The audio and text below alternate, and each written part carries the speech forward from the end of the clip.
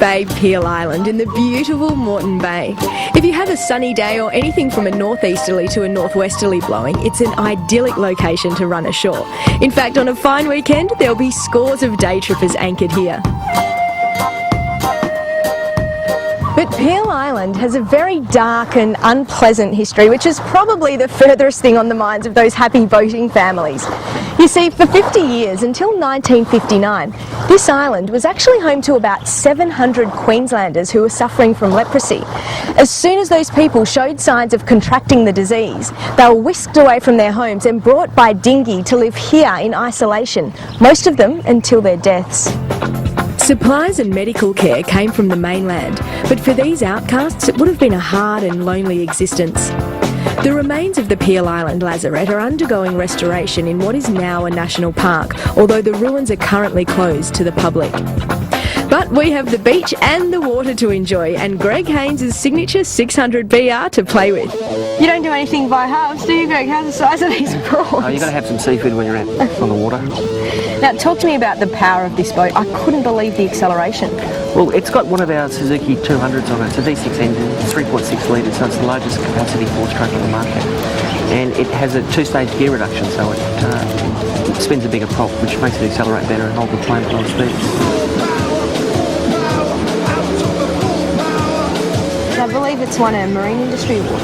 Yes, the 600BR-Day won the Family Boat of the Year in 2003. The same year we won the Trailer Boat Fishing Award with the 600RF, its sister. So. Pretty impressive range, the signature range, but what is it that draws people to this particular boat?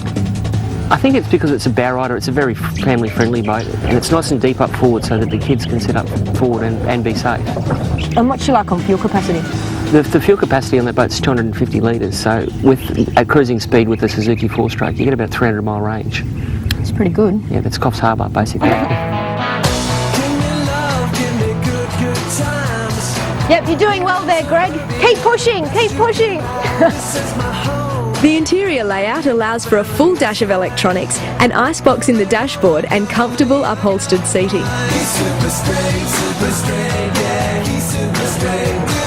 How perfect are the conditions today? Now, this is one of those days you really want to be on Moreton Bay. It's unbelievable.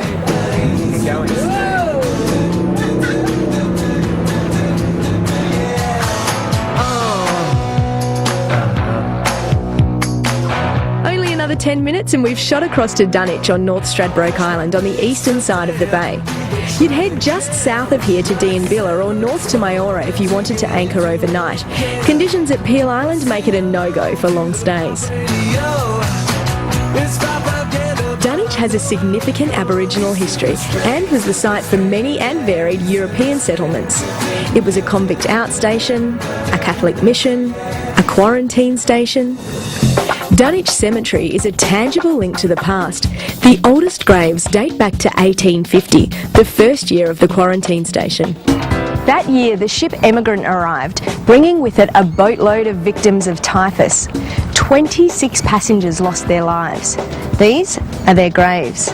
Their names and the names of the doctors who treated them who also fell victim to the disease are displayed on the plaque behind me. This has been a whirlwind tour of a couple of the historical highlights of Moreton Bay, and there are plenty more if you have time to explore them, like the former prison colony on St Helena Island and the remains of a whaling industry and military outpost on Moreton Island. But whether or not you're a history buff, I'm sure you'd enjoy zipping around in the signature 600BR for a nifty $61,000. If you'd like to find out more about signature boats or Suzuki outboards, then hop onto the Haines Group website or give their office a call. Here we go.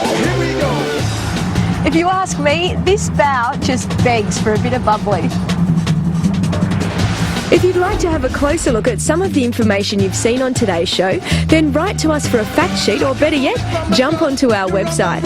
And if you're planning to head off on an adventure, then visit the RACQ's website. It has all sorts of great information and travel planning tips. Well, that wraps up Creek to Coast for another week. Make sure you join us again next week. Scotty will be back to take you on a fantastic trip into the Canterbury Highlands of New Zealand. I'll be back in just a minute or so on Queensland Weekender, so make sure you hang around for that. I'll see you then.